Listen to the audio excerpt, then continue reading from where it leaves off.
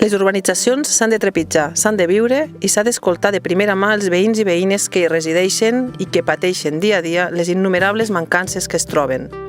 No n'hi ha prou amb crear una regidoria específica, sinó que cal dotar-la de recursos i, sobretot, d'accions.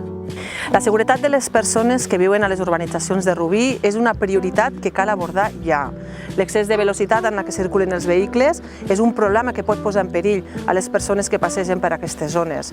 Per no parlar de les franges de seguretat, que en un moment com ara, d'alt risc d'incendi, podien suposar un perill molt gran en el cas que hi hagués una sola guspira. També cal mirar els contenidors i tota la brossa que trobem per les voreres.